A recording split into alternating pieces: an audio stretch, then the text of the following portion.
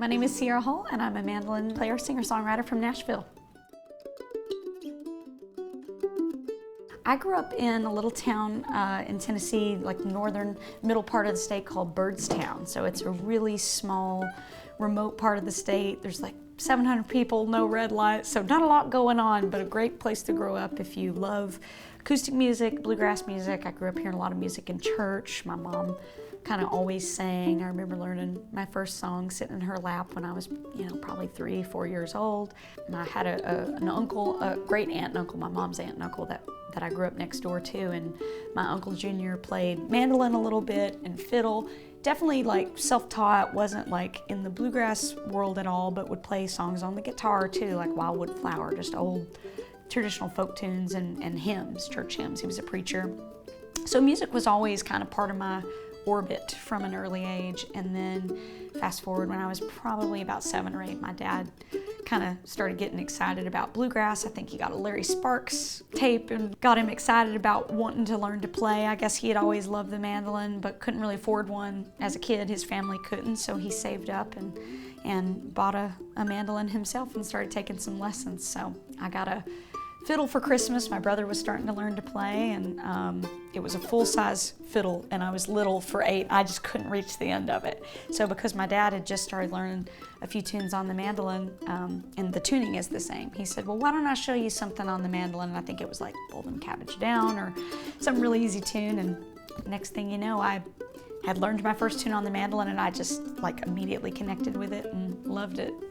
The early days of playing for me, I was 8 when I got started, and it was kind of this immediate spark that I felt from, I think, just making sound on an instrument. Like who knows if I had started playing classical or if I'd started playing jazz or, anything really. Maybe I would have still just been connected to the sound of the instrument. It's hard to say. But I fell so in love with the community once I got into it. So I always say, like, the music I loved, I was surrounded by it. I remember my dad, I'm wearing my Tony Rice t-shirt, but I remember Dad bringing home an album called Church Street Blues when I was about 8, and that was one of the early records I remember, or tapes, listening in his old Ford truck, and just like fell in love with the music of Tony, which kind of led us to all these other things, eventually got an Alison Krauss album and people like Nickel Creek, and started getting into some more progressive things. But I was early on going to these jams where I was hearing all the music of Bill Monroe and Flatt and Scruggs and the Stanley Brothers and the instrumental catalog that everybody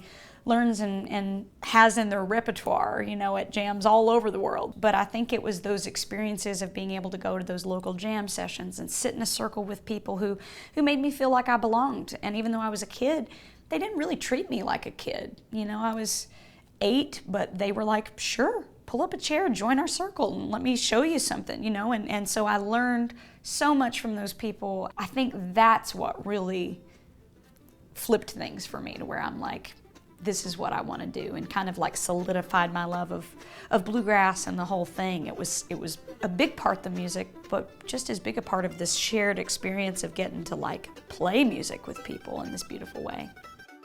I think when you're young, you're sort of aware and you're sort of not aware. You have nothing to compare anything like this to. Like for me, I just got excited about playing. I was loving playing locally. And then one thing kind of led to another where I got invited to like IBMA. It's kind of fitting to be here in very full circle to be doing this interview here, because I got my first IBMA experience when I was 9 years old, which means I'd only been playing 1 year. So IBMA for me goes back to some of the most pivotal moments of like shaping me as a musician. I got invited to be part of the Kids on Bluegrass program, and I met some other kids my own age, which I really hadn't met too many people my own age. It was mostly me and older musicians back home. My brother played a little bit, but getting to be part of that, but not only getting to be part of that, but coming to a place where I remember Ricky Skaggs walked off the elevator, and it was like, oh my God, Ricky Skaggs, all these people that I was just starting to discover. I met Sam Bush. Sam jammed with me for like an hour in the Gibson Suite, which is unbelievable, and like a testament of this community and how giving people are with their time. Somebody took me to one of the suites where a jam was happening with Earl Scruggs, and I got to meet Earl Scruggs. So you can imagine, like, as a young kid, like fresh into bluegrass, it doesn't take long to realize Sam Bush, like, whoa, Third Time Out, that band who we were already listening to, it was one of our favorite bands, brought me on stage, and I got to play a tune with them, you know, to what felt like, this was back in Louisville, when it was happening there, Louisville, Kentucky. But this was in like a ballroom full of people, and it was definitely like the biggest crowd I'd ever played to. So, you know, it's just like those kind of moments where one opportunity kind of leads to another. But really, IBMA was, and being here and part of this community was a big part of my early story, and meeting heroes and having opportunities, because people didn't really come to my small little town. And my parents, we didn't travel, we didn't really go take vacations. I mean, they worked full-time jobs, they didn't have a ton of money. It's like, so I remember like us packing a suitcase with snacks and maybe even having a hot plate and making snacks in the hotel room just so we could make this trip happen. So to have that invite where we could essentially have a reason to come somewhere like this as a kid was just like a huge opportunity, and I'm like forever grateful to IBMA for that. I don't know that you ever really fully have that moment where you're like, I've found my sound. Because I think for me, if you're a curious musician, which I feel like I have always been, there's a little part of always searching for it. And maybe that's part of the joy and part of the excitement of it all, to be able to kind of continue growing, evolving, learning, you know, trying to find interesting situations that you can kind of be in to learn and grow from. As a young musician, I think you spend a lot of time trying to learn solos note for note from your heroes. You're trying to sing songs the way your heroes are singing. You learn to sing harmony and all those things. And I think bluegrass is this amazing foundation that it gives people. If you really dive into it and really dig into the roots, there's so much to be learned. And I always say, like, I'm so glad I grew up in it. The level of proficiency people have on their instruments, you know, just the kind of general bar that is set is one you kind of have to try to rise to if you want to, you know, play this style of music that seemingly maybe sounds simple, but really isn't. At the heart of it, it takes a lot of skill. So a lot of the early music that I love was Bill Monroe and Flat Scruggs, and that catalog everybody kind of pulls from. A lot of those songs are traditionally done in keys that maybe aren't the best keys for a lead singer if you're female. But I think as far as finding my sound, once I started getting more into songwriting, allowing those other influences of just music that I love and listen to without trying to think about, well, it needs to be this or it needs to be that, but just trying to write something that felt like something honest that I would want to sing.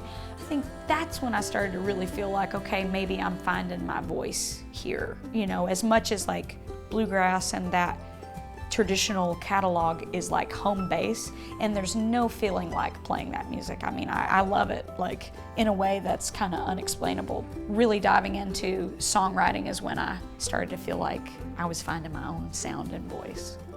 I think being able to be like a strong improviser is something that kind of comes with the territory of growing up in bluegrass, and that's a beautiful thing. It kind of equips you to be able to be a good collaborator, because you can sort of hop on stage with somebody that maybe you've never played with before, or maybe never even met. You get invited to do a sit-in. You know, I know growing up in bluegrass like helped give me those skill sets, you know, that I'm of course still working on. But as I got into songwriting more and instrumental writing, a lot of things that I've kind of explored around like trying to actually write things that have themes throughout them, that they're always that they're not improvised moments, you know, which is its own kind of skill set. You know, there's some people who are really strong improvisers, but if you don't also spend time working on music where you're actually memorizing arrangements that you want to be the same every time, it's like that's a different kind of skill set too than the improvising. So I think I'm always trying to bridge the gap of like trying to be the best I can at both things. And I think as I've written more and more of my own music, I'm always trying to curate things that are a little melting pot of both of those worlds. If everything's just always improvised, there can be really beautiful moments in that, but you know, it can kind of depend on the given day too. There's also something really beautiful though about knowing that when I play this particular phrase, the guitar is gonna play this particular phrase, and the bass and the fiddle, and everybody's gonna kind of meet here, and we know this thing that we've created kind of in advance is gonna happen. And then around that, shaping opportunities for people to kind of feel the inspiration and kind of ride the wave of the moment too. So I love both of those worlds, and I'm always trying to find ways to get better at both things. Having the opportunity to kind of do my own shows and things from an early age, I've kind of always had my own band or made my own records, my own projects. I've never really fully been in somebody else's band. Well, and even going back to early on, I did get some opportunities to say play with Alison Krauss and get to kind of collaborate, like not in like a full-time kind of setting, but where I would have these opportunities to go out and do things with people. You know, in recent years, probably what feels like one of the first real examples of getting to feel like I was part of something that wasn't just my thing was being part of the Bela Fleck My Bluegrass Heart project. There's no real handbook for any of us about how to do this, and I think, you know, all the circumstances are so unique based on musical experiences and personal experiences and how things are structured and what works for the individual. And so anytime I get that opportunity to kind of step in someone else's world for a little bit, I always feel like I learn a lot, and I can kind of bring that back to my own thing with like more wisdom to better equipped how to handle things musically, professionally, all those things. So yeah, it's interesting as someone that's, I guess, never officially been in somebody else's band, but those collaborations are just unbelievable learning experiences, you know, getting to go out. I've done a lot of stuff with Cory Wong, especially in the past several years, just having more and more opportunities to kind of step away from my own thing. It's always been really enlightening in that way. It's really hard to say where the sort of desire to explore on the instrument comes from. I think some of it's, you know, personality. I feel like I've always kind of been a driven musician. Like this is all I've ever wanted to do since, I mean, when I was 8 years old and started playing, like it didn't take me long to kind of know this is what I wanted to do with my life. I wanted to do what my heroes, you know, were doing. You know, you discover these heroes and you kind of watch the musical paths that they take. Alison Krauss being my biggest hero ever as a kid. What a collaborator she's been, working with everyone under the sun. Sort of watching someone like a Chris Thile or a Bela Fleck from afar, you know, even before I was friends with these guys, and getting to really get an up-close look at things. Recognizing that there's no boxes. They're just exploring whatever piques their interest. And I think that's important because you have to be interested in the music you're making, or you're not going to spend time with your instrument. That's what keeps things fun. You know, anytime I feel like I'm starting to go into autopilot, if I'm in the middle of a tour and, you know, you're tired or whatever, it's like the things that pull you out of that or the things that push you. Like for me, I never just want to do the thing that's just easy, because there's something beautiful about that, to step into those moments where you just go, man, this is home base, that feels great. It's stressful if you're always trying to just do something that's challenging, right? But I think finding that balance of like leaning into the joy and the ease of making music, but also not getting to a place that it feels complacent, to where you're just like not feeling like you need to pick up the instrument to progress and work on your craft. I think that's part of it for me, is just knowing that I don't want to get to a place where I'm just like, well, I've kind of done everything I want to do here. You know, it's like I feel like I'm so far from that, because there's a never-ending amount of stuff one could explore in music, you know, so why stop? I mean, that's part of the joy. So this mandolin is a Gibson Master Model built by Dave Harvey in 2009. It's an older looking instrument because I've played the hound out of it over the last, 16 years or so, but I've pretty much played every show on this instrument since I've had it. I'm not somebody that has like a whole fleet of mandolins that I'm choosing from. And funny enough, I'm not a big gear person when it comes to feeling like constantly dissatisfied. I'm not somebody that's always like gotta, constantly be switching instruments or picks or strings. It's like I've found some things that I feel like have really worked well and feel comfortable, and why change it if it's working, So this instrument has been a good road warrior in that, not all instruments travel well to different climates and things like that. And especially like some of the older mandolins can be pretty finicky when some of that stuff happens. But this thing has been played in a lot over the last several years. And as you can kind of see, like this is new as of probably the last few months. Like even this is starting to happen. So I was like, oh shoot, that's when I know I've really been putting the miles on it officially. Yeah, I love it. It's basically a copy of the Lloyd Loar mandolins we kind of think as the holy grail, I guess, of the F5 mandolin in the Gibson world especially. So it's my understanding, at least, and I'm no expert, but it's my understanding that the master model was kind of trying to use the blueprint of what those mandolins were and are in kind of new form. This one has a smaller neck than your typical master model, a little bit more like the Ricky Skaggs Distress model, because I had played one of those before getting this thing, and I have small hands, so I kind of appreciate having a slightly smaller neck profile. Flat fingerboard, which some think's crazy. A lot of people like the radius, but it's just what I got used to, so works for me. And then a slightly aged finish, though it didn't have any of the distressing, and probably needs a good cleaning by now. But it's been a great instrument. I feel really lucky to have it, and I feel like instruments over time kind of become your voice. You learn how to navigate using them, and this is definitely the mandolin I feel at home on.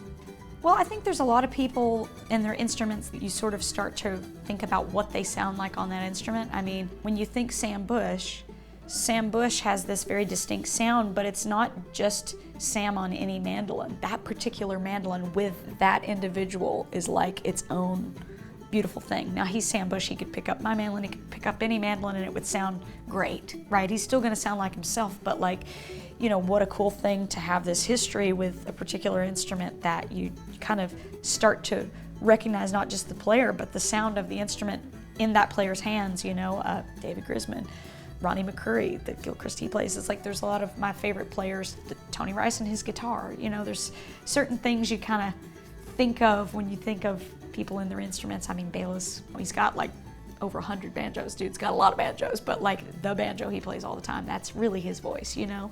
So it's fun to have other mandolins to dabble in. In fact, Gibson just made me a replica of this mandolin. So I do have like a new copy that looks identical, wear and tear and all, to this mandolin, which is pretty cool. And it sounds great. I mean, it's a great sounding new instrument. But you know, I go back to this, I'm like, that's my instrument, you know? So I really do love this, and kind of feel like hopefully there's a part of my sound that folks can also hear, not just through my hands, but through the instrument itself. Picks and strings, I'll be the first to say I'm not some big gear person. Like if you're talking about pickups or strings or picks, you know, it's like I wouldn't be able to tell you the exact materials of like what this pick's made of, or kind of the real nitty-gritty details. But I think there's an obvious response you either feel or you don't feel when you pick up an instrument or when you play a certain set of strings, when you have a certain pick in your hand. I'm always looking to try to go, what are the tools that I can use that almost can then be in the background to the music being the forefront. If I'm using a pick, I really don't want the pick to be heard. You know, I don't want the strings to be something I'm thinking about. You just want things to feel natural and comfortable on the instrument. When I put on a set of D'Addario strings on this particular instrument and have this pick in my hand, there's a certain thing that just feels like, okay, I don't have to think about any of the gear. And to me, that's the sweet spot. Then you can focus on the music, and I think that's when the tools are like at their best. To me, is when they can kind of be working so in your favor that there's no stress or anxiety attached to the things itself. I've been using D'Addario strings so long that I honestly can't even remember when I first got a set of them, which is, you know, I guess a testament really to the string company and the great work you guys have been doing. But I mean, I would have been a young kid playing, you know, when I probably got my first set and put them on. So gosh, I mean, 12, 13, it's hard to say. A long time that I've been using these strings. Call me a creature of habit, but these XTs have been the ones that I've used for, I want to say, the better part of 4 or 5 years now. And I particularly like enjoyed this particular set. You get a little bit of that extended life out of them, but also there's a slightly heavier E string.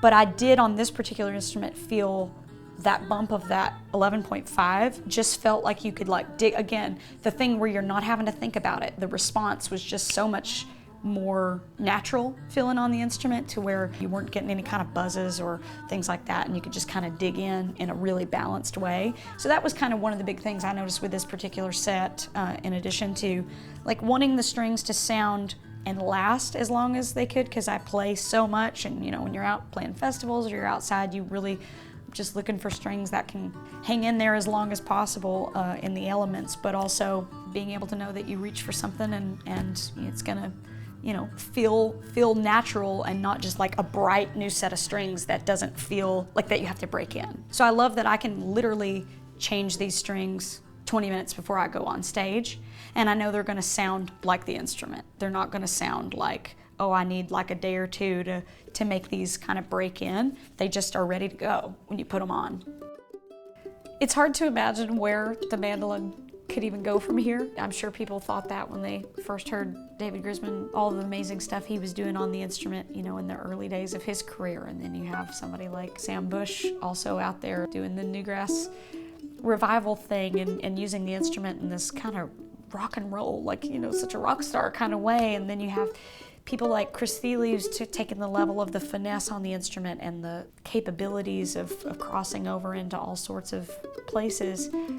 It's hard to imagine. Sometimes I'm just like, where do we even go from here? And it can be an intimidating thought of like, how do we progress the instrument forward and continue to try to find new ways that can be fun and exciting. But I think, you know, sky's the limit. If history tells us there's still plenty more to be done, and there's probably some young kid who's coming along right now that'll show us all that, you know? So it's pretty cool to think about like what kind of sounds people will be making on the instrument in another 20 years or whatever.